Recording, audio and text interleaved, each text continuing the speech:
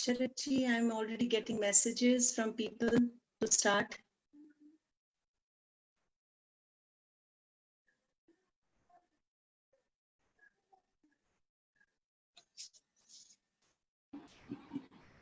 Yes, ma'am. We have already processed the request to Zoom to go live, and it is in progress. I mean. Yes. Yes, ma'am. Because we are very cut to cut.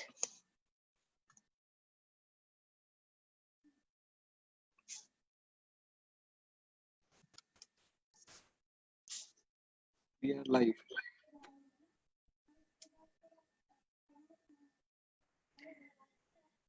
Good evening, namaskar everyone, and Jai Gurudev.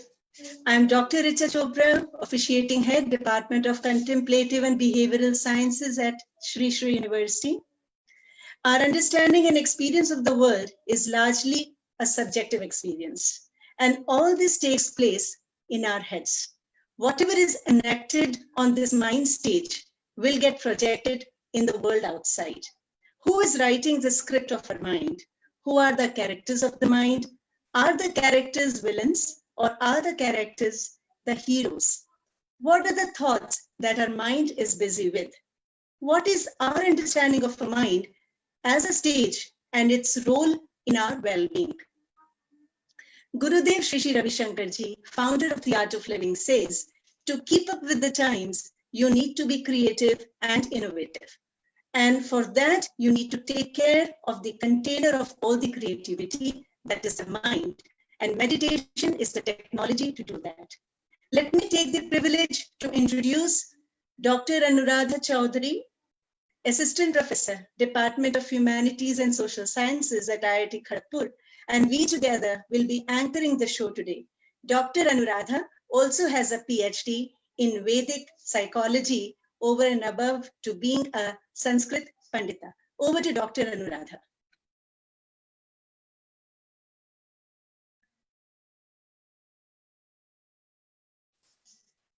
Dr. Anuradha's mic has to be unmuted. So namaste everybody. It's a great privilege to have all of you on this show today with us, and thank you very much also for this opportunity to be a host on this very important event. I'd like to start with a shloka and add to what Richa ji has just said. So it is mana eva manushyanam karanam bandha mokshayoho bandhaya vishaya saktam muktam nirvishayam smritam. And it says, for man, mind is the cause of bondage, and mind is the cause of liberation. Mind absorbed in sense objects is the cause of bondage, and mind detached from the sense objects is the cause of liberation. So while psychology is a topic that has emerged largely as an academic subject in the West, in India, we have always had an understanding of the importance of the role the mind plays in directing the directions of, in directing our life and its goals. So in India, we did not previously have any psychologists as such. And yet the society was very sane because we had different means of trying to understand ourselves. We had different mentors who would help us create awareness about the contents of our mind. And today we are very privileged to have not just people who are well trained and well knowledgeable about what is the Indic tradition in the domain of mind sciences, but we also have with us a galaxy of scholars, if I may say, who are working with the Western concepts of the mind. So with this, it's a great privilege to introduce Professor Girishwar Mishra. Professor Girishwar Mishra has a very illustrious career of more than 30 years in the field of psychology. He was the head of the Department of Psychology at Delhi University and then also a dean in the same department. And his last appointment was that of a vice chancellor in the Mahatma Gandhi International University of Hindi, Varda. Besides that, Professor Girishwar Mishra he was one of the pioneers in the revitalization movement of Indian psychology, which took place in the early part of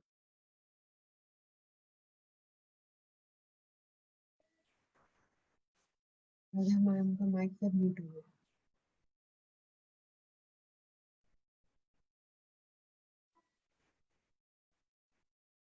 Anuradha, your mic is muted. Is it all right? Yeah. All right. So besides this, we also have the privilege of having with us Parivrajika Divyananda Prabha Mataji. So Mataji is from the order of the Sharada Ramakrishna Sharada Mission, and she's currently the editor of the English journal Samvit, published from New Delhi. Mataji is a gold medalist and a top of Mysore University, and she has specialized in the areas of yoga, Vedanta. She speaks extensively across the world, and while she's a gold medalist, I think her biggest contribution to the world is the fact that she turns the base metallic mental content into its potential gold. So Mataji, pranams and hearty welcome to you too on this show. Next, I'd like to introduce Shabani Rathji. Shabani Ma is a certified Gemini scholar and a Jyotisha Pandit of the Devaguru Brihaspati Center. She's a teacher of the Parashara Jyotisha course and the Gemini Scholar program. And she's also the president of the Sri Jagannatha Center, the member of the Council of Vedic Astrologers. Shabani Ji's career has also been very illustrious. So her presence on this panel, and as well as part of this syllabus that has been drawn up, is to ensure that we all have a very bright future ahead of us. So Shabani Ji, namaste and welcome to you too. And the last and not the least of this, of the introductions that I will be doing is of Pratyusha Banerjee, whom many of us are very familiar with in the popular TV show Kyunki Saas Bhi Kabhi Bahu Thi. We have had the privilege of seeing her perform on that program. But besides that, she's a master's in Kathak, and she has the Guinness World Record for more than 93 Kathak spins in 1 minute. And she's a disciple of Guru Ganesh Harilal, who's a highly acclaimed Kathak dancer of the Jaipur Gharana. Pratyushi has several laurels and honors, including titles such as the Shringaramani and the Nitya Urvashi to her credit. And she's not only a dancer, but she's also a qualified architect, a classical vocal and sitar player, vocalist and sitar player. And besides that, she's acted in several movies and also in the serial, the web series of Modi, The Journey of a Common Man. So Pratyushi, namaste and a hearty welcome to you too. We're looking forward to listening to what you have to share with us. I would now take the privilege to introduce Professor Shekhar P. Sheshadri, Senior Professor, Department of Child and Adolescent Psychiatry and Associate Dean, Behavioral Sciences Division, NIMHANS. And perhaps not many of us would know, but he has his own music band and is also a light and a sound choreographer. Professor Sanyal, Professor Nilanjana Sanyalji, the next panelist, and she is the former head of the Department of Psychology, University of Kolkata, and one of the few psychoanalysts of the country. I would say, with my interaction with her, she's a phenomenal spiritual psychologist. And what can it be for a student to introduce her own teacher and PhD guide, Professor Indrani Fukan-Barua from the Department of Psychology. She's currently heading, and she has also been my PhD guide, and I have known her for the past 20 years. She has a vast experience in cultural and counseling psychology. It's my humble privilege to introduce the audience, and may I invite Professor Girishwar Mishra on his thought on the discussion for today, which is what is mind and its role in well-being. So we will be posing this question to all the panelists to understand from each of the panelists as to what is their thought on mind from the perspective of psychoanalysis, from the perspective of contemporary art form, from psychiatry. Let us understand from the galore of experts as to what is their mind and what is the role of the mind in its well-being. Over to Professor Girishwar Mishra.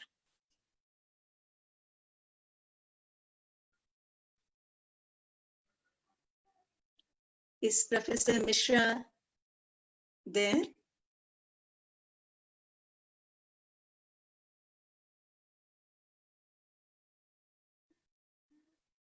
I think he may have missed the link.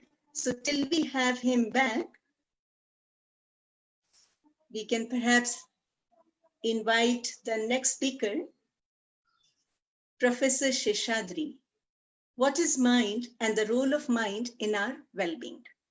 Thank you very much. I hope all of you who are listening to this program are safe and healthy.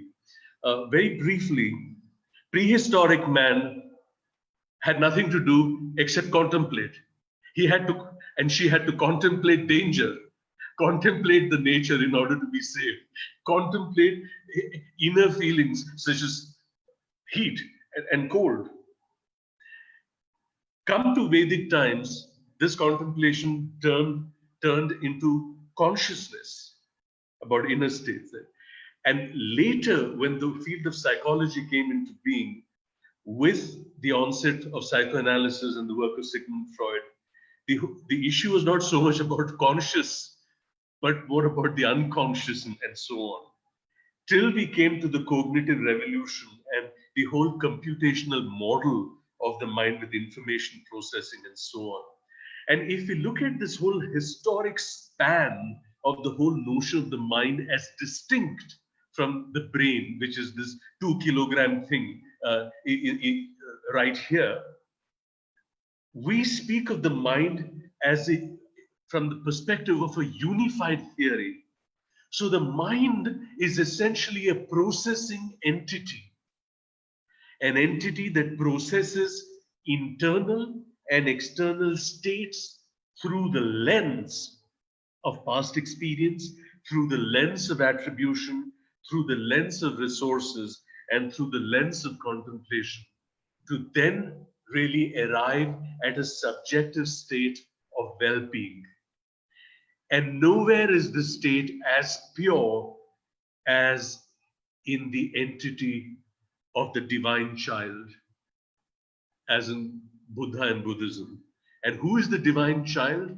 A child is a natural philosopher because a child has the gift of curiosity and wonder. 3 processes systematically destroy that gift: parenting, education, and growing up. But the concept of the divine child is a child who has awe and wonder and understands the value of silence and nature and mindfulness in its pure form. That, to me, is the essence to which we need to return. And therefore, the unified theory of the mind is that of a processing entity retaining the purity of the divine child. Over to you.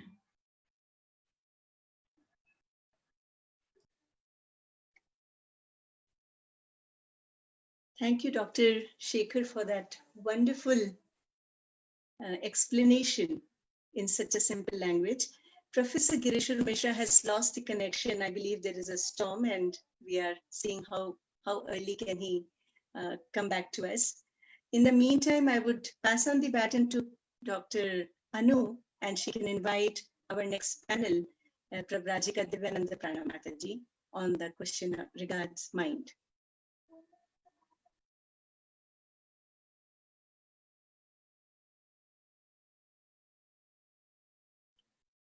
Dr. Anu, your mic has to be unmuted. Namaste, Mataji. So we'd love to invite you to share your thoughts on the Indic understanding of the mind and the role that it plays in ensuring our well-being. Thank you, Anuji. Namaste, everyone, and thank you for having me here. I hope I'm clearly audible. Yes? So, this is a very interesting discussion because the most important thing is the mind. In the yogic sciences, we call it the antakaran, the inner instrument. Please see this. If you just close your eyes for a few seconds and try to see what the mind is, it just appears to us that it's thoughts passing continuously. That's what we call mind. But please notice, they are conscious thoughts. They are conscious experiences with us, these thoughts. So there is an element of awareness also. So awareness and thoughts. Yogic sciences basically tell us this, that mind, antakaran, the inner instrument, is nothing but thoughts bubbling upon a substratum of awareness. And functionally speaking, they classify mind into 4 aspects. That is you might have heard of it, manas, buddhi, chitta, and ahankar. These together constitute mind. Mind is a very generic term. The antakaran is more specifically studied in the yogic sciences. So the very first aspect of the mind is, as I told you, manas, sankalpa vikalpadmika antakarana vritti, which is the cogitative aspect. After that, we have our normal thinking falls under this. And then after that, you have the buddhi, which is the determinative aspect. It is called nishchayatmika antakarana vritti. And after this, you have what is called the anusandhanatmika antakarana vritti, which is the chittam, the memory bank. Memories are nothing but recycled conscious thoughts. So this is also one aspect of the mind. And then you have finally the abhimanatmika antakarana vritti, which is the ahankar, which is the I sense. All these together constitute what we call mind. Now, the beauty of these yogic sciences is they don't just classify mind into all of this, give us information, but they also tell us the art of yoga, the science of yoga is going to tell us how to penetrate, clarify this mind and go to its very source, which is that pure awareness, because mind is basically thoughts floating on awareness. So it is also giving us that technique. So it's a very comprehensive science, giving you the entire aspect of mind as well as how to go beyond mind to the very source of the mind. So I think this is the introduction to mind. And once you go into mind and beyond mind, you know very well what to get out of it. So it definitely contributes to our well-being, both subjective and psychological, because understanding mind contributes to psychological well-being. Going beyond mind, which is yoga, actually contributes to subjective well-being. So I think this is my understanding of mind. Yes, I think you can proceed to the next speaker. Yes, we see Professor Girishwar Mishra ji connecting, and Professor Mishra, Professor Girishwar Mishra. So till the time we have Professor Girishwar Mishra, I would request, there are a couple of questions that are coming on the Facebook and we have also received it earlier. May I request Jyoti to read out one question and we can have the thoughts from any one of our panelists until we have Professor Girishwar Mishra. Yes, Jyoti.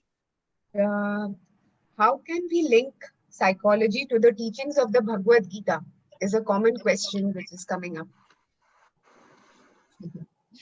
So who would like to answer that?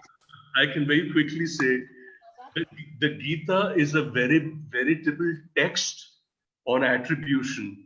If you look at the centrality of the dilemma that Arjun faces and the dialogue that takes place, and how a man of courage and valor is decimated with anxiety and uncertainty. And if you look at it in terms of contemporary psychology, and how psychology can be related to the time that we are living in of COVID, this is a text where the whole issue of attribution and how one deals with uncertainties is elegantly dealt with. And so imagine a text that was written then and how it has become so relevant in the contemporary reality of the COVID pandemic and the lockdown, where the predominant centrality of anxiety is on the intolerance of uncertainty. Look at this connection. Over to you. That is beautiful, Dr. Sheshadri, coming from you on your thoughts on Bhagavad Gita and its relevance to modern psychology. We have Professor Girishwar Mishra. Welcome back, sir. I just got the message that there was a storm in Delhi and we had lost the connection. May we invite your thoughts, sir, on what is mind and the role of mind in well-being. Over to Professor Girishwar Mishra. Mind is a difficult issue in contemporary world because it is being used in so many ways. The simplest way to look at it is in terms of certain mental processes. That is the main way in which people are using it. But Indian tradition considers it as an internal instrument, antahkaran. And in that way, it is something which bridges between Atman and the physical world. It is the bridge. It is partly material and partly non-material. It has certain element which connects both. Interestingly, mind is something which, if you look at the current studies in uh, neurobiology, particularly the work which is coming up with people like Damasio, they indicate that, well, the representation which takes place even at subcortical level is something which prepares connectivity with higher level functions and it connects with the world. So he says that this body is minded, and he has very interesting analysis. Of course, that is quite conceptual. But the point is that mind is something which can be subjected to certain modifications, and the entire tradition of yoga and Indian thought has been trying to take care of that. And how the mental fluctuations can be uh, moderated, can be regulated, that is the question.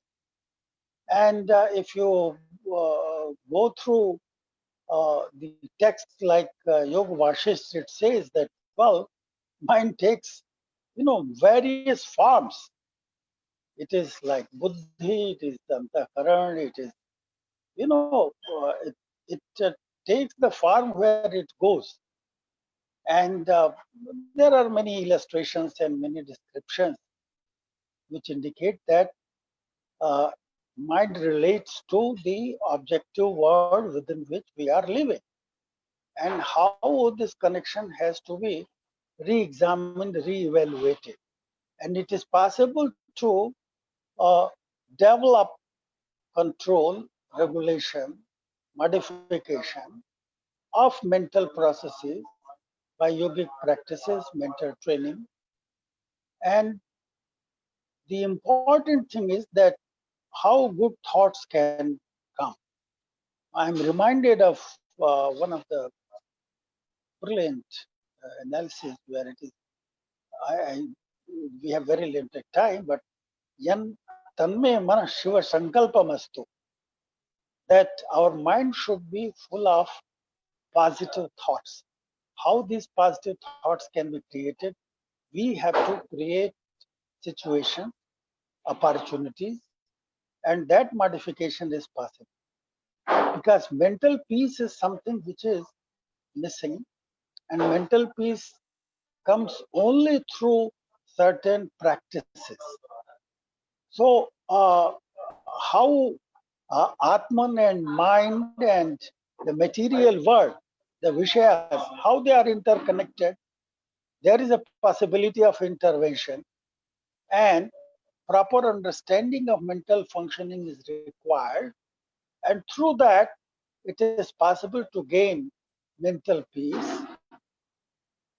I think that the condition of lockdown has made us to understand that sanyam, santosh, these words which were missing in our life because lobe or greed became very important, consumption became very important, but because of the prevailing conditions, it is not possible to move in that direction. So you are put under a condition of constraint and restraint. You have to do certain kind of yoga because of the limitations within which you are living. So I have also noted that there are certain positive changes in the individual as well as the environment, and certain degree of restraint is going to help people. So there are certain lessons to learn and how to recognize your own strength and to use the creative energy which is with you. And finally, you need to relate to the world, because health is not present in the individual. Health is present in the relationship between the individual and the world in which the individual is living. And this relationship is conceptualized in different ways. If you think that you are part of this world, this Srishti, and then you think that if I am part of this, I have to take care of what is in the environment. Contrary to that, if you partition the world between me and the world, and world is perceived as something to be consumed for my individual betterment, that creates problem. So we need to think very seriously about the great words. I will conclude by simply praying, Sarve bhavantu sukhina, sarve santu niramaya, sarve bhadrani pashyantu, ma kashchit dukh bhag bhavet. We need to participate in this world, to relate in this world meaningfully, and that requires certain degree of self-restraint and control and a vision to relate to the broader reality. Our life is maintained, supported by whatever is available in this world. So we need to have a broader perspective of ourselves, as self-understanding is something which helps and which creates problems. If ahankar becomes very high, it creates problem. If self becomes inclusive, if you think in the direction of sarvam khalvidam brahma, if you relate to the broader reality, perhaps you relate to yourself also and well-being of others also. At least one person in this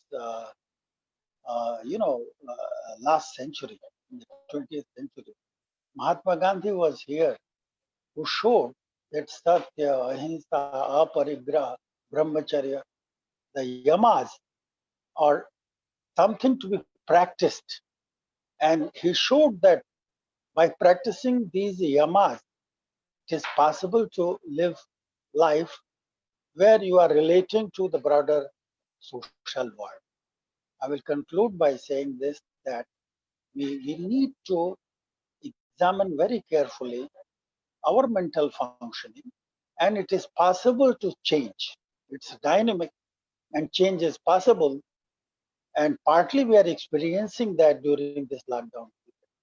So it requires strengthening some habits, and perhaps that will contribute to well-being and health. Thank you very much. Thank you very much, Professor Girishwar Mishra ji, for complementing a lot of the things that Parivrajika Divyananda Prana Mataji has just spoken on the Antahkarana, and also adding some very important new players on the stage, on the mind stage of Santosha, of Sanyama, the Yamas, etc., who play such a critical role in ensuring our well-being.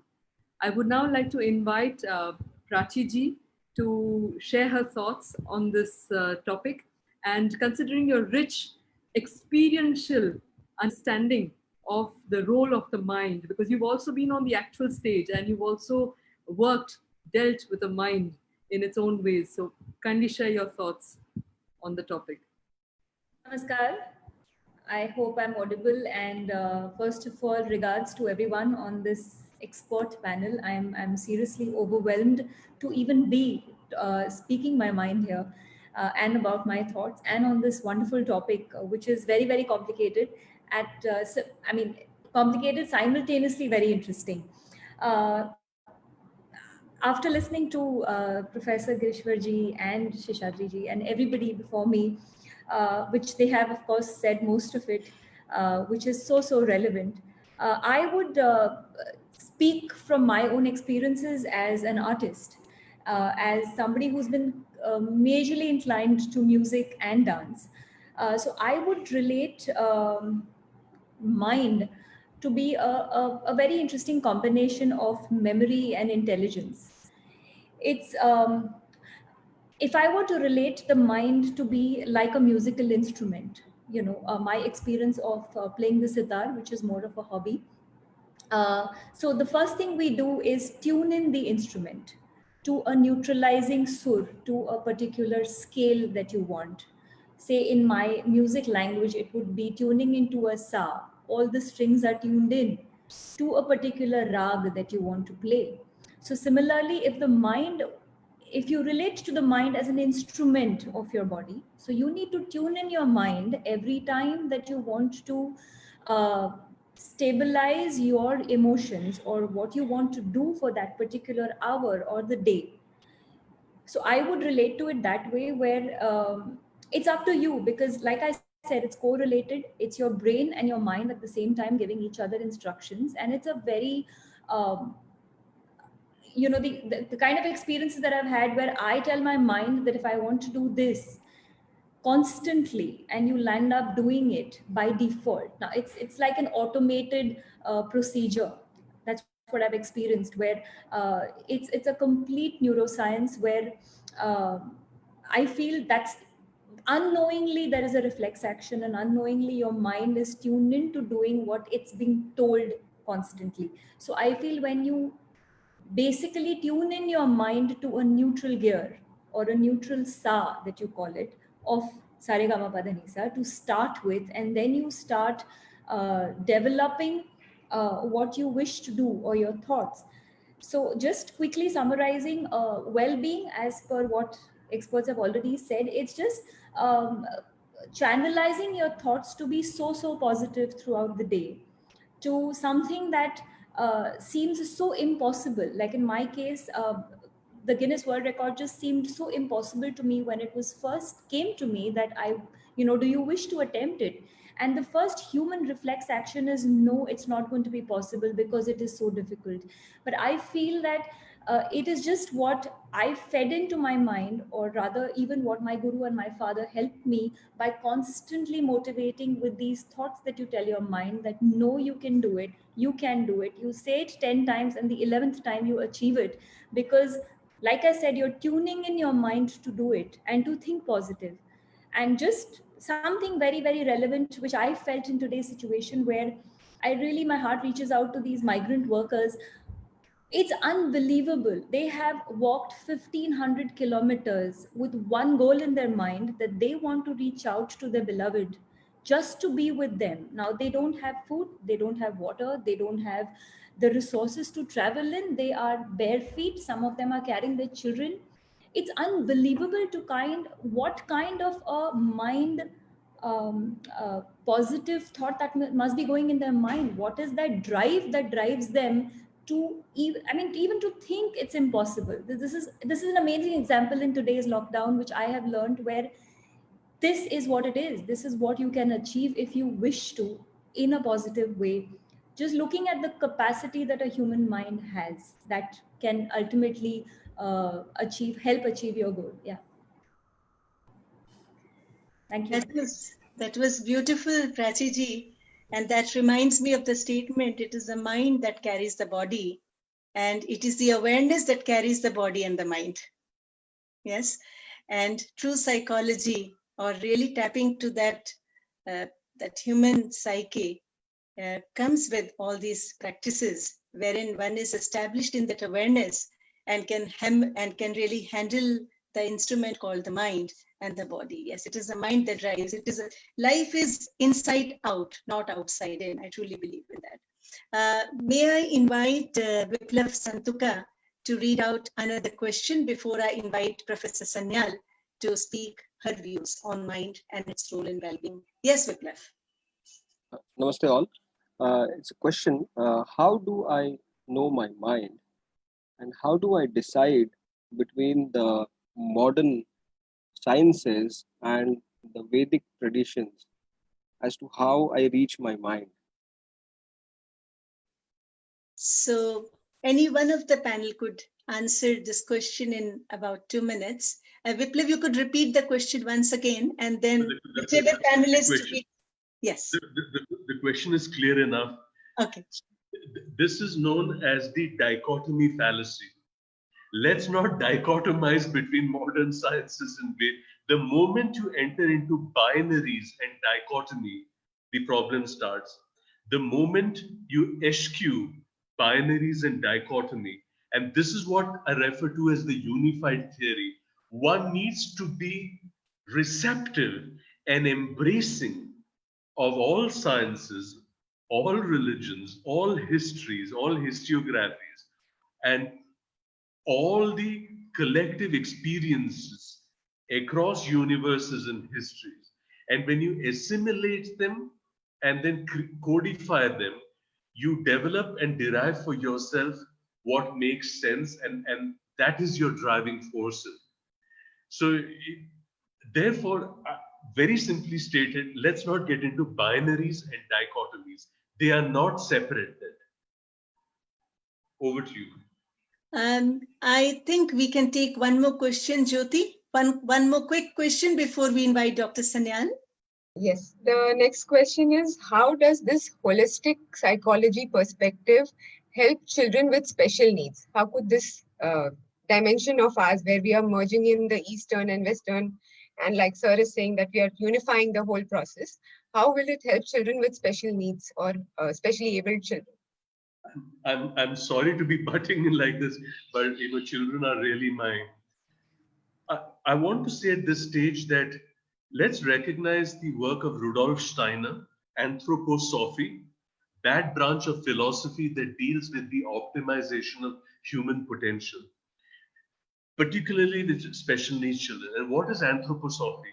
Anthroposophy is connection to nature, connection to movement, to art, to music. And when you embrace anthroposophy as a kind of connection to all the other philosophies and Indic studies and the Vedas and the religions and all other philosophies, it's an all-encompassing human experience. And this is what Steiner's philosophy that as applied to education, it's the Waldorf system of education, the anthroposophic practice of medicine, communities of adults with intellectual disability called the Camp Hill community. And so this is a method by which when you allow children to experience nature, sensations, feelings, sounds, growing vegetables, and experiencing movement in music, you allow for their identities and all their potentials to emerge, and therefore the mind also to be nurtured.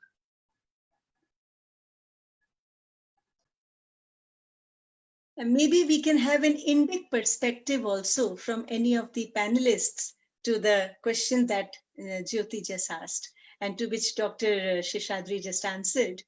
Jyoti, can you repeat the question? And we can see if we can have one Indic perspective to the question. And then we move to Professor Sanyal.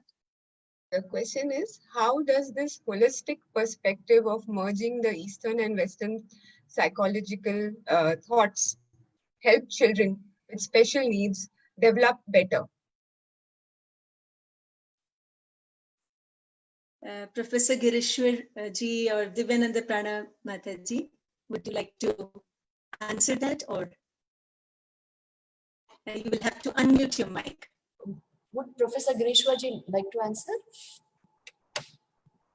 I can take it, but he can also add some.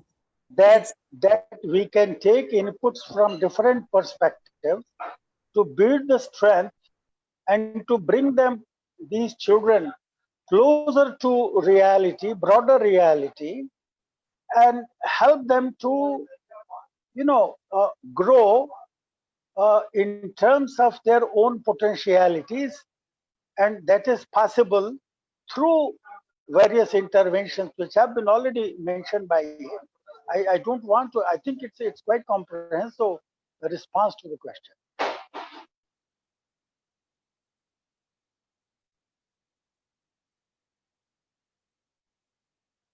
Richa ji would have to unmute. Richa ji.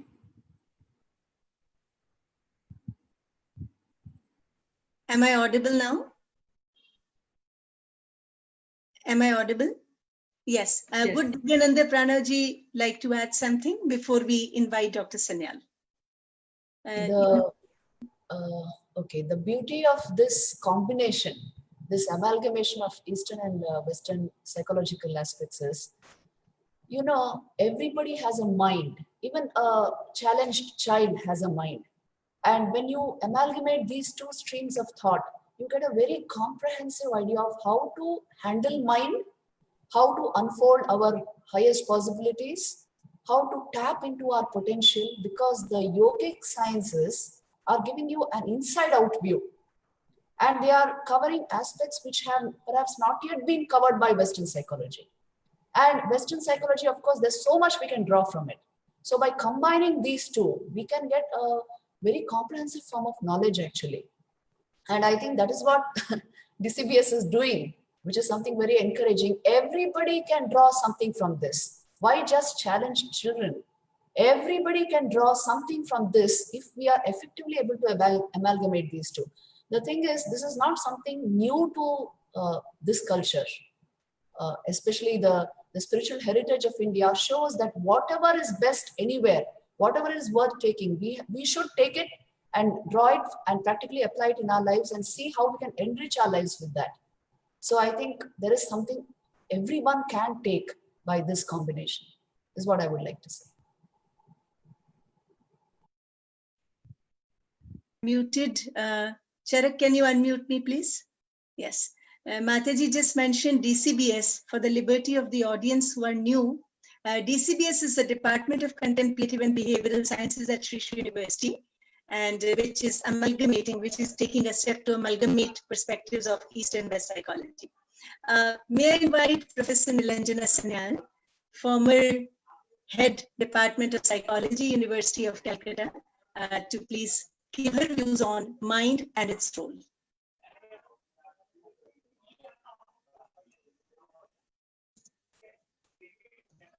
Dr. Sanyal, your mic has to be muted. Good evening, everybody.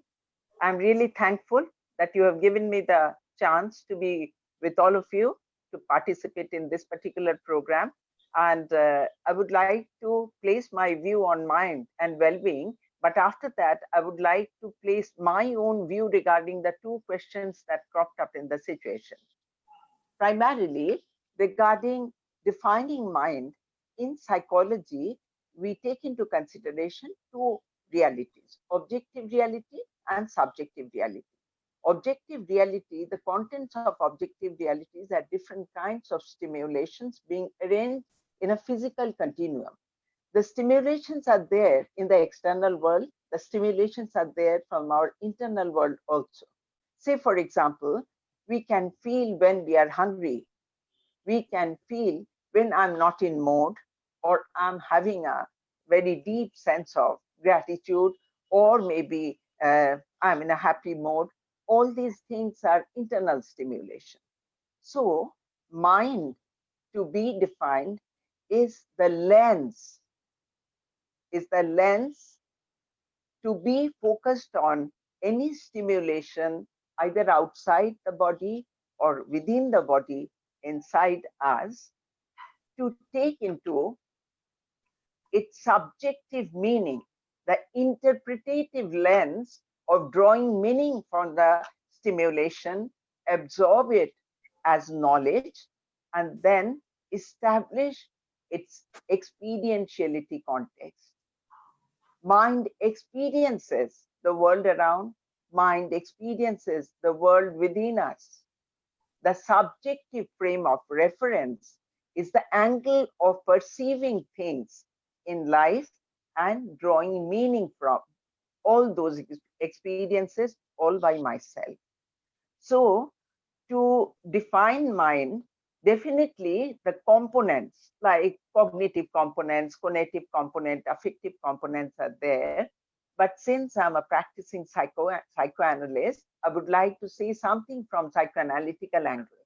In psychoanalysis, the proponent being Dr. Sigmund Freud, he considered 3 different layers of mind: the unconscious, the preconscious, and the conscious mind. To have the working agents there, in the unconscious, we have id. For preconscious, we have superego, and for conscious mind, the ego. This ego is not the inflated narcissistic orientation within us. This ego is the experiencing agent for us. It is the inherited component in personality. It remains in the unconscious area, total darkness of unconscious, which is only inheritance. Nothing has in touch with outer reality. It has no knowledge regarding outer reality, no time concept. Contradictory things can exist side by side within itself. It is the container of instinctual energy, the energies which are always being pushed to come towards the consciousness in order to look for gratification. When the gratifications are there to some of our instinctual needs, some of our instinctual energy points, the experiences are being associated with it, and the instinct becomes wish or desire. So it is the container of our inherited instinctual contents that ultimately gets converted into wishes for us. And it has the only desire of having gratification, nothing else. Superego, the subsystem or the agent to operate in the area of preconscious, is partly unconscious, partly in touch with conscious reality. Superego is the reservoir of the learned do's and don'ts for us. When we are children, we are at our childhood stages, do not have enough experiences in life, the authority dictates us what to do, what not to do. When we preserve all these things in the form of values and having 2 other wings also, superego, the ego ideal and the conscience. Ego ideal is the emotionally significant person in my life with whom I need to have my identification, the role model for me. And the conscience is the guilt prick within us. The thing that I have done, is it approved by the society? Is it approved by my parents, other elderly people there? Or I encounter disapproval? So these things are there in the superego area. Ego area is the consciousness area, conscious area. Ego is the conscious agent of personality. Ego is the single experiencer in the personality. Ego is the decision maker of the personality. In tune with outer reality, the ego needs to take the decision so that the system has the sense of gratification of the original instinctual energies. So ego needs to act as an integrator in the system. When this integration takes place, integrated mind is there, then we have our stability within the system, we are calm within us, we have a flavor of positive attitude in our mind, positive ideations regarding our experiences in life, and we can rest our mind on a focal point of interest. When this is done, it's a sense of well-being for us, a relief within ourselves. When this relief is there, we perceive things in a positive way, and that is the indicator of health component within us. This contemplative orientation is needed in order to peep into our system, to go within us, to see the contents there, the resources there, bring it out to the conscious layers of mind, the conscious experiences of mind, so that a contemplative psychologist, the question was there, what is the point of having this holistic approach in psychology? If the contemplative psychologist is there, the person would be equipped with positive energy, adequate resilience, coping system, and developing interest and concern, not only for the self, but for the others also. So this is the state of well-being for us. Contemplative orientation can bring integrated state of well-being. When we are in a well-being state, we become productive, just not for ourselves, but for the society also. I take those two questions in my hand and say, the first, regarding this holistic approach, when the challenge child is there, we need to very carefully observe the qualities which are present. And since our target is optimizing the thing, optimizing the strength point in the child, we need to have patience, enormous patience.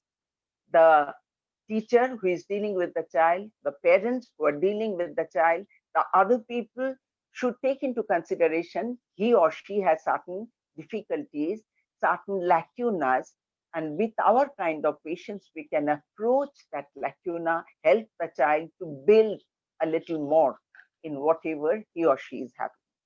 Regarding knowing mind, the first question was there regarding knowing mind. In psychoanalysis, we believe in pre-associative system of going deep into the unconscious area, trying to verbalize the unconscious contents to bring it into the conscious mind. The aim of psychoanalysis is to bring the unconscious mind into the consciousness so that within the periphery of experientiality, we would understand and realize what is going on within me. The other thing to know mind is to be mindful about what I am doing, what kind of reactions are there on my part regarding a particular stimulation. If we try to place our mind, if we try to look within, definitely we would be able to know our mind. Thank you. Thank you very much, Professor Sanyal, for very beautifully putting the spotlight on the very important idea of the need for integrating the different parts of our being, and then step by step showing us how that integration can lead to our greater well-being. And this is also, it finds its resonance in the Indic ideas of yoga and alignment as well. So thank you very much for sharing your thoughts. I'd next like to invite Professor Borua to kindly share her understanding of what is mind and its role in our well-being. Thank you for inviting me. In support of the unified theory and what everybody has spoken of about mind, in a nutshell, I would say that mind is the center of all psychological activity.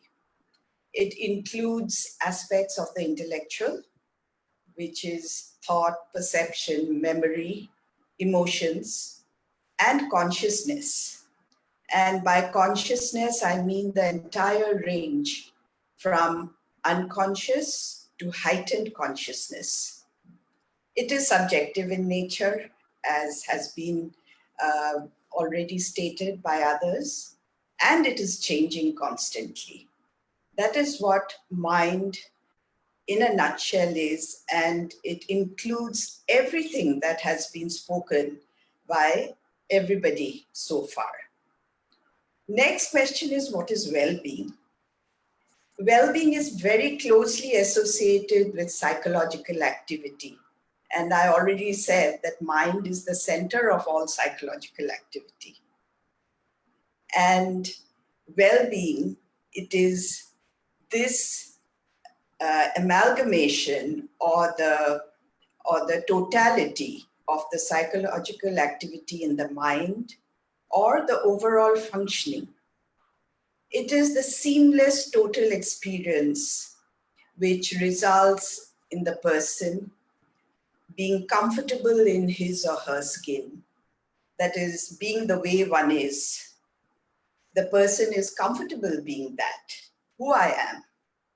It does not mean that one is reticent or that, one is at rest doing nothing. I don't mean that. But it means that I'm comfortable being the person I am. And at the same time, I also develop competence to handle the situations that I face optimally. And because when I say that, I'm comfortable in my skin, it doesn't mean that I have no problems or no troubles, but I know how to handle them optimally because of building certain competences within me through the mental activities or the psychological activities which are going on within my mind. So this state of being there, comfortable in myself, is achieved by training the mind through introspection of experiences which are both external as well as internal, and contemplation, so that experiences are dealt with in a positive way. To deal with experiences in a positive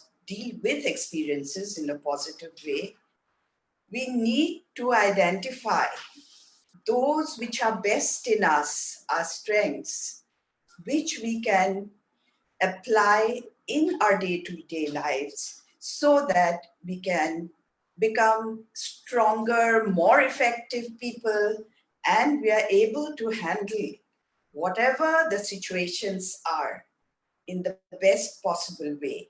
And that is where our mind comes in. And well-being, I would say, is the result of skillfully training our minds.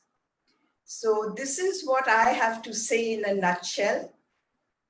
But I would also like here to refer to the concept of the divine child as has been introduced by Dr. Sheshatri. And this morning, actually, I received a message from a colleague, a friend, and I would like to read that out. This message says, maybe the journey isn't so much about becoming anything. Maybe it's about unbecoming everything that isn't really you, so that you can be who you were meant to be in the first place. Now, this brings us to the processes of socialization and so on, what we have been taught to be and not to be. So this is where the unbecoming is required so that we can connect with that which is us, that inner self, and that me which I was born with and which is, connected to the supreme consciousness.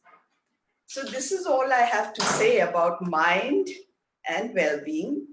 And I feel that each one of us has the capacity to train our minds in such a manner that it results in our well-being.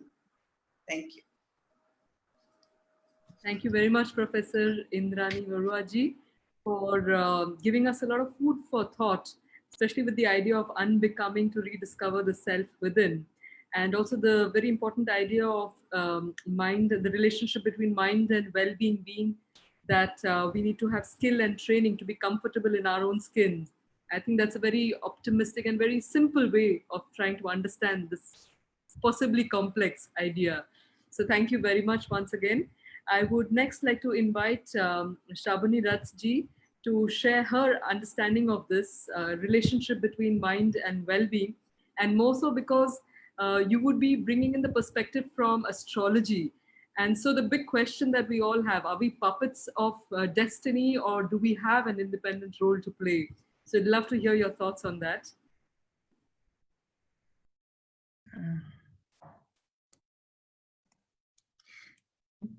Yes, thank you, Dr. Anu. And it's a pleasure to be here with everybody. So I think I'd like to share a story with all of you. Sri Chandra, or the moon, represents the mind in Jyotish. And the Vedas tell us that the mind was born from the mind of Narayana, Chandrama Manaso Jato.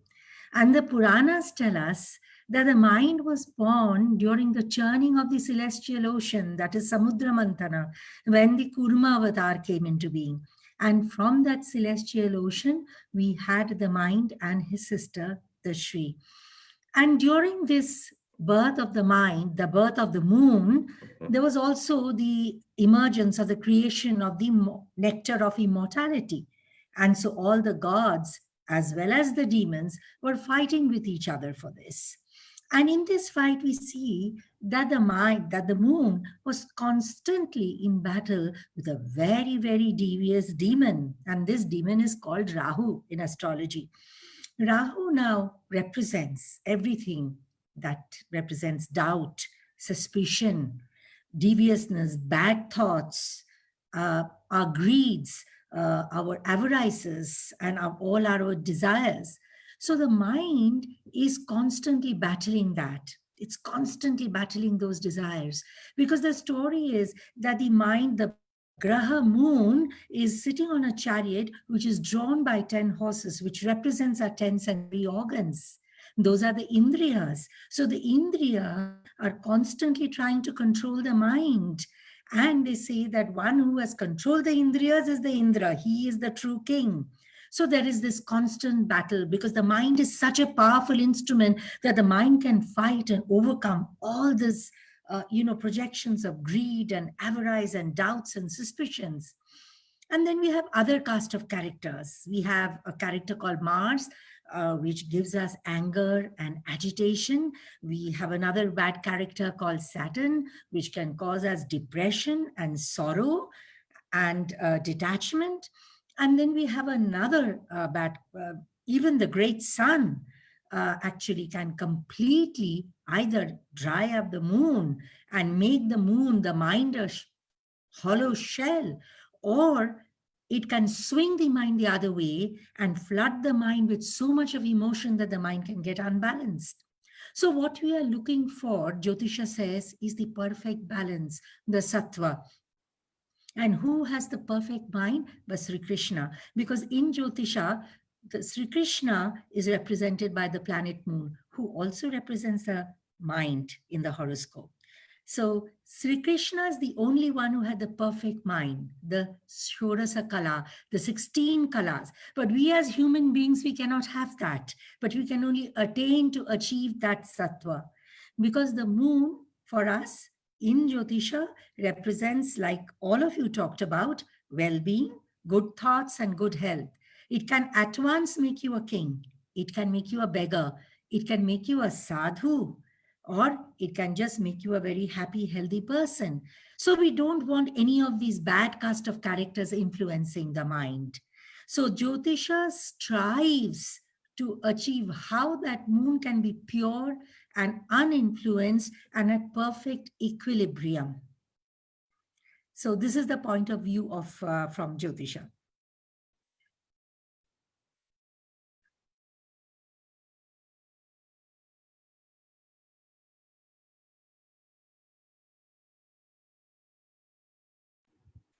Richa ji, you will have to unmute, please. Yes. So I was saying that is so beautiful, understanding the dimension of mind from the perspective of Vedanga Jyotisha. And we have heard all our panelists, and Dr. Sanyal had to leave at 7. She had another webinar. And just to wrap up the whole session, that all of us from different backgrounds of psychology, psychiatry, Dr. Shekhar, and contemporary art form, and Vedanta, yoga, Vedanga Jyotisha, we all have given our thoughts, our purview, our approaches to mind, and how mind is so important in well-being. And it really makes me think more deeply that yes, to unravel deep into the human psyche, it needs an interdisciplinary approach, because certainly mind is not easy to handle, especially when we have those emotional storms.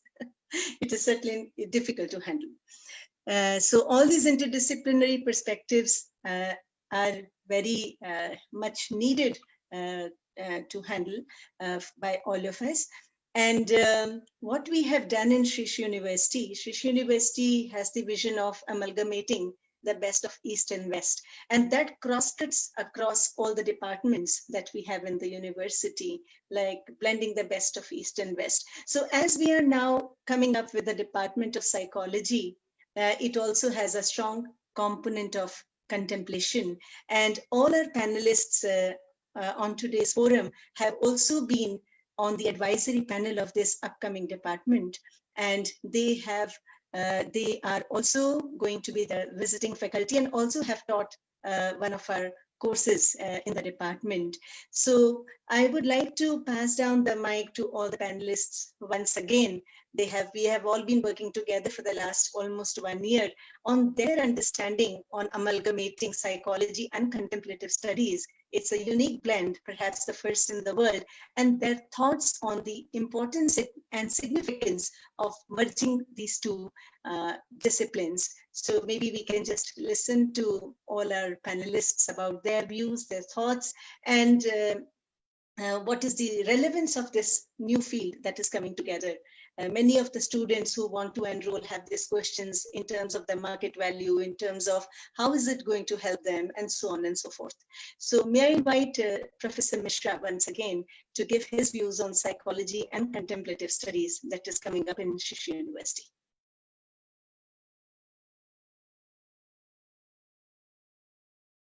The perspective of psychology and contemplative studies is an innovative approach to mental science.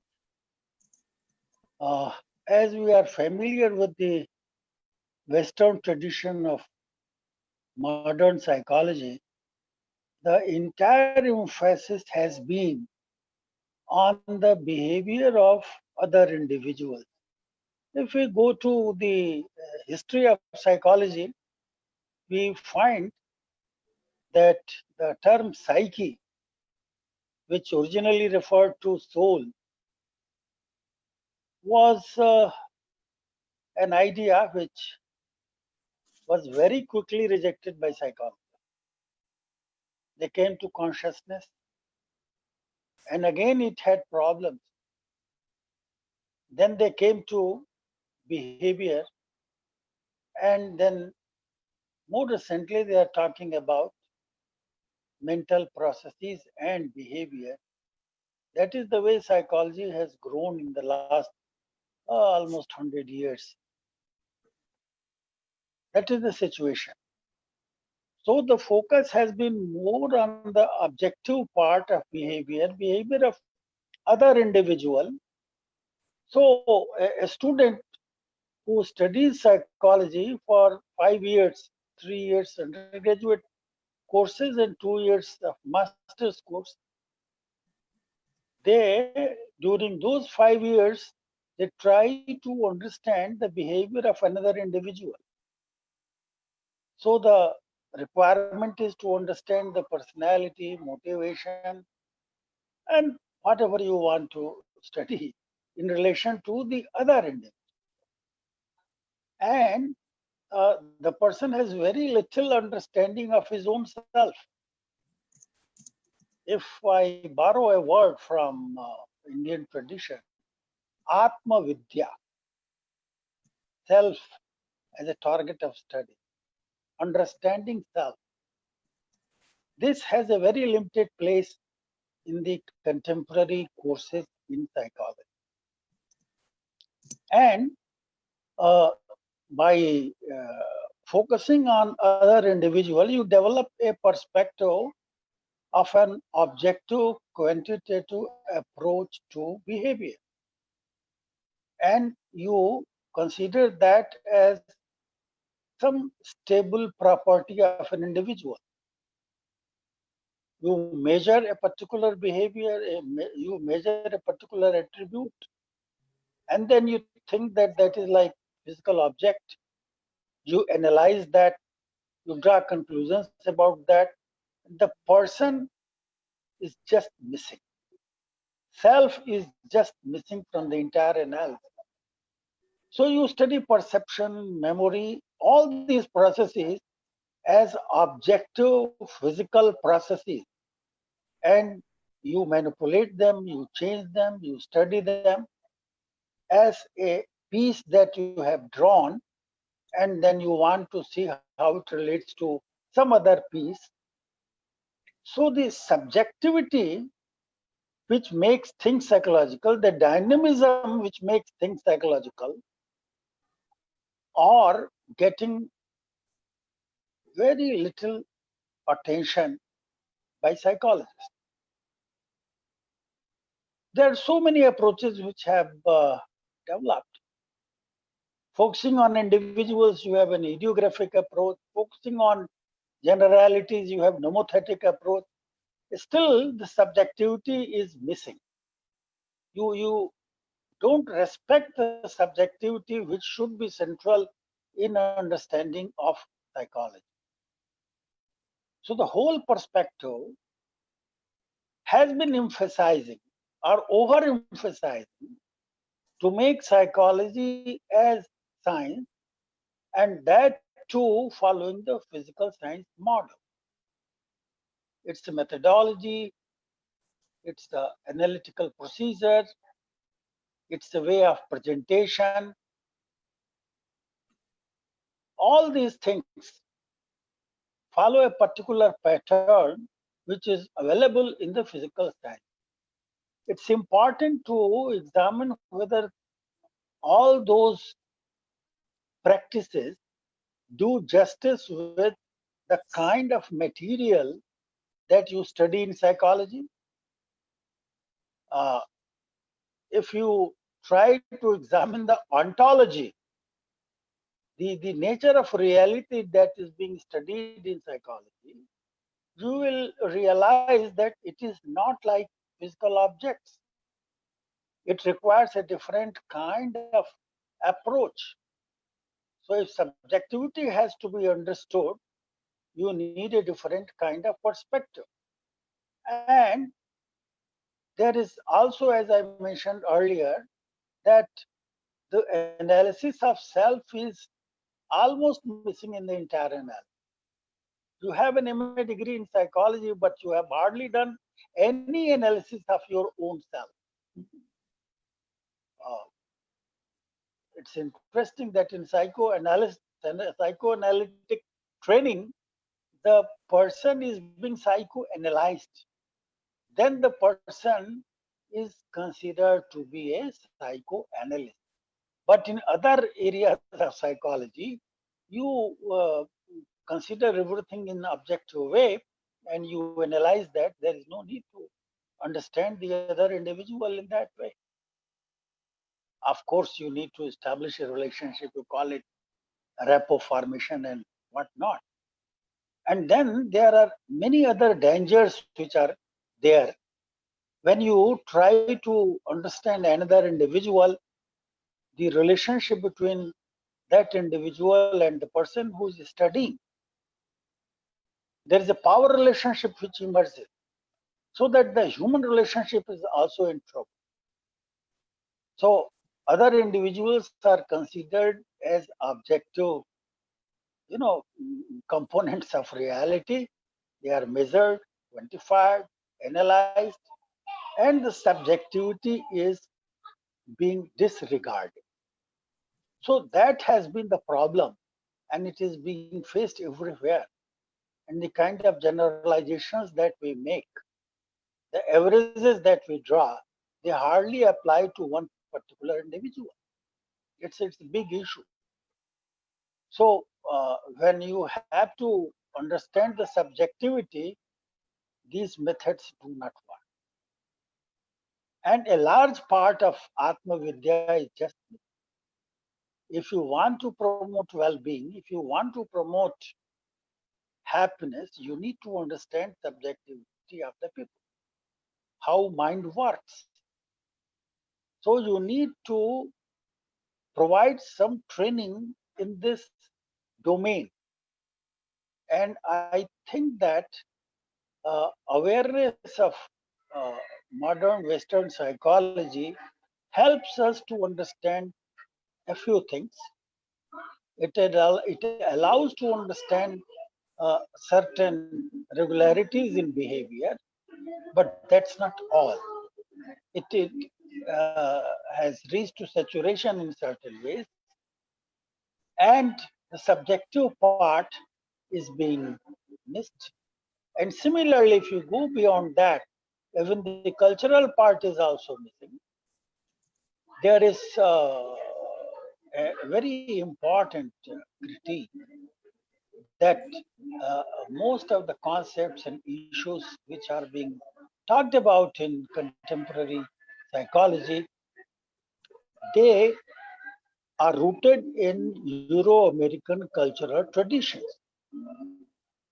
If you go to social psychology, organizational behavior, and almost all areas, you will see that those issues are related to a particular cultural setting. Now, you can't transport them and use them in a different culture where they are not familiar.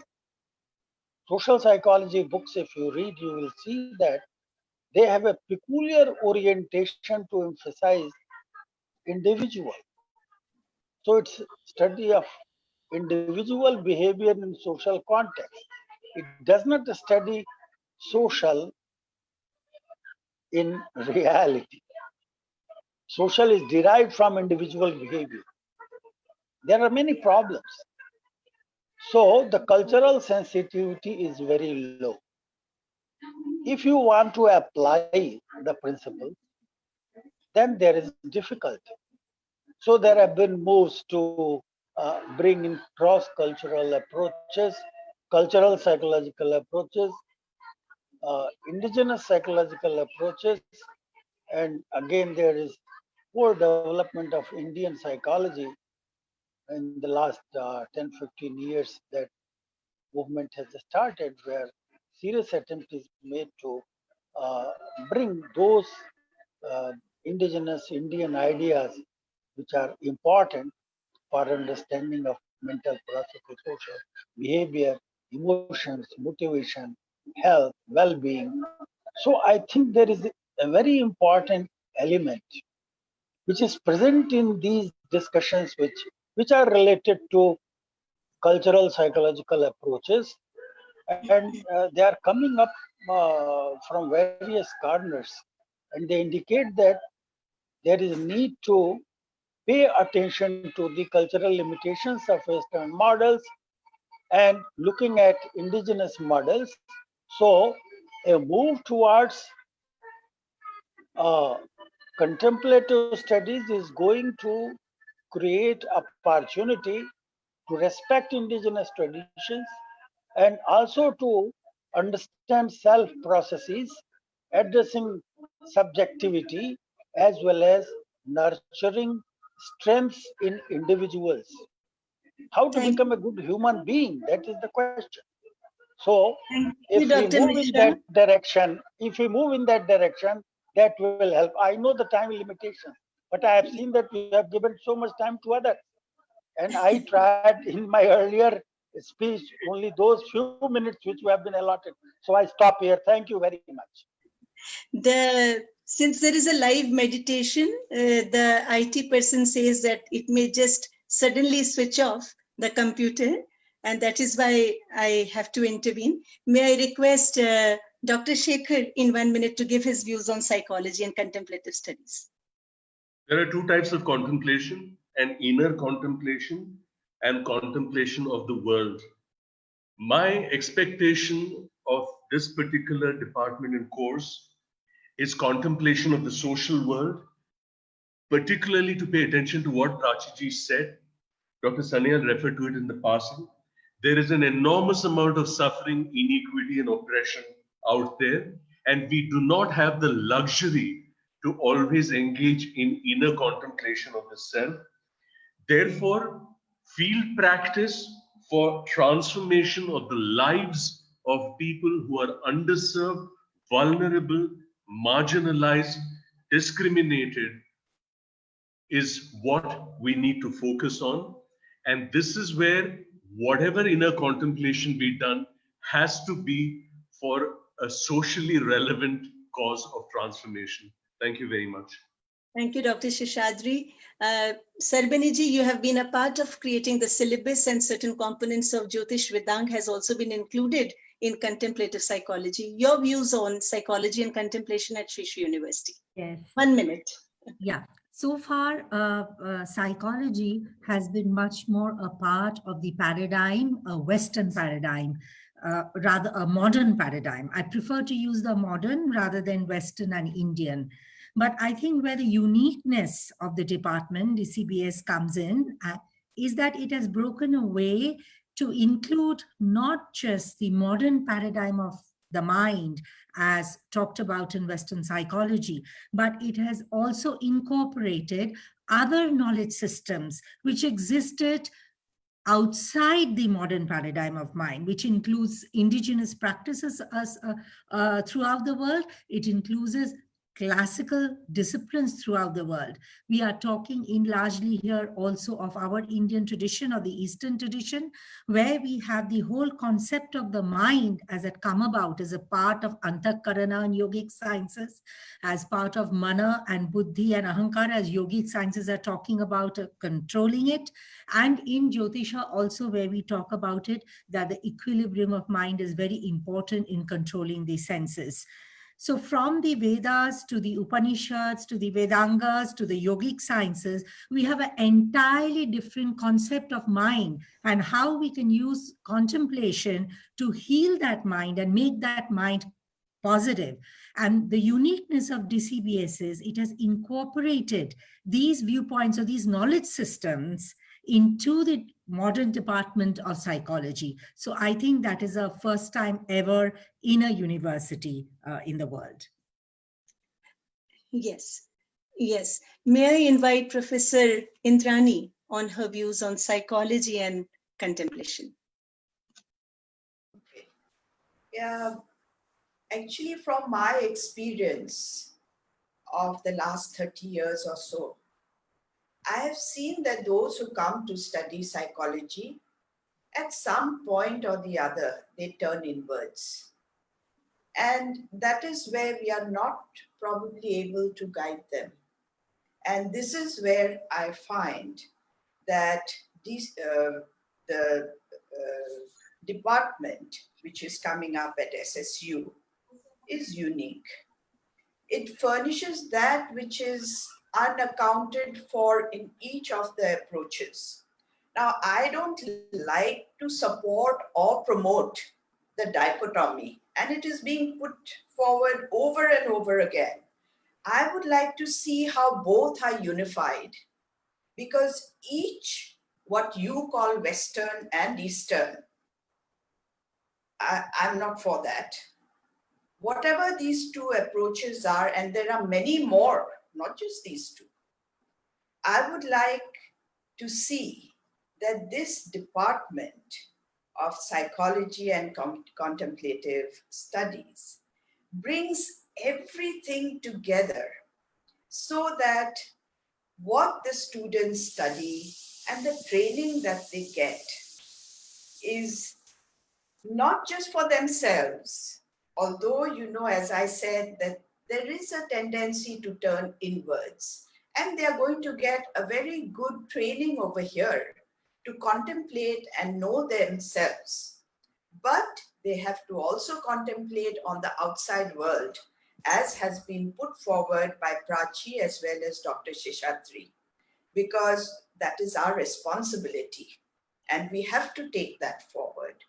And I find that what this department is putting forward, the courses that it is putting forward, is going to get the best out of each of the students. That is my hope. And I hope that, we will be able to achieve that. Yes. Our total vision is the best of East and West, and it is going to be totally complementing and not one over the other. So the best of psychology from the West, and the traditions from East, everything is going to be beautifully amalgamated. May I invite Prajika Devananda Pranamataji to speak for a minute? Yeah, actually this effort, it's really laudable what is taking place in DCBS, because by bringing these two disciplines together, a lot can be achieved. We have been hearing about this. Vivekananda, let me just mention here, and I quote him, he was very much for this. At one place he says, out of the hopelessly intricate mythologies must come out concrete moral forms. Out of the bewildering yogism which we have must come out the most scientific and practical psychology. And all this must be put in a way which even a child can grasp. So the contemplative psychologists of the future who are going to come out of SSU, I'm sure they will possess the self-reflective skills to do this, and they will be able to contribute more, create better psychology in terms of handling what we call today spiritual intelligence also, along with emotional intelligence and IQ, EQ, and they will be able to draw more and more insights from within themselves, contribute originally through their self-reflective skills, and give more and more insights in terms of attention, focus, emotional problems, give more and more insights for all of these from the yogic standpoint also. Because you see, it's not just important to study the ordinary mind or a depressed mind, a disturbed mind. It is also important to study the mind of a Vivekananda or of a Buddha. It is important to study these minds also and see how much of contribution they can make to the ordinary mind. And that is how we can elevate minds. So the study of this becomes very important, and I think this university will achieve this through the department. Thank you. Yes, Mataji. And Prachiji, your views before we wrap up the session. Your mic has to be, yes. Am I audible? Yes. Yeah, so I think just to sum it all up, I feel since I bring in the dance and the dance movements of how they are interconnecting the brain and its reward centers to be activating the motory and sensory skills, basically in turn makes the student, any human being, a very, very self-motivated, disciplined, positive thinker. In turn, energizes as well as helps the person becoming an extremely constantly positive, which is what is ultimately everybody's goal, and wanting to become an extremely good human being so that you kind of strengthen your own emotional capacity. So I think this is how it's going to help what I bring into the table there, and hoping that we all here, we have some amazing experts, and looking forward to in fact learning so much from the others, as well as whatever best that I can impart through music and dance. So it's wishing the team all the very best, and looking forward to a lot here that we're going to achieve. Yes, we have made efforts to include all contemplative dance forms, art forms, philosophy, religion, modern psychology, blend everything and present it to the student so that they are self-reflective practitioners. And lastly, before we just conclude, the programs will be both at the undergrad and postgrad level. And those who do not have a background in psychology can also pursue an undergrad or a postgrad. That is the beauty. We'll have a lot of rich courses. Dr. Anu, would you like to just wrap up? Your mic needs to be unmuted.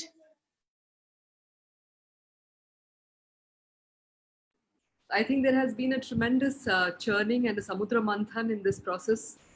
And I think what is unique also is the aspect of Sanskrit as a language that will be introduced as a contemplative language here, which will ground individuals in their culture and make them conversant with the world around them. So I think that is a great possibility. So with this, I'd like to thank all the panelists also for sharing their very insightful understandings of this marriage between Eastern and Western psychologies in a contemplative framework.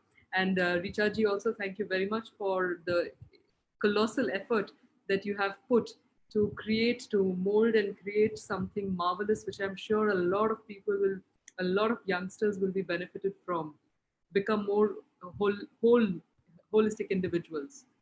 So thank you very much. You'll have to unmute, Richaji. I'm grateful to all the experts for guiding and mentoring and shaping this department, giving the vision. And I'm sure with all your support, the department will reach its highest intent. Thank you so much. Thank you, audience. Thank you so much once again. Namaskar, sabko namaskar. Namaskar.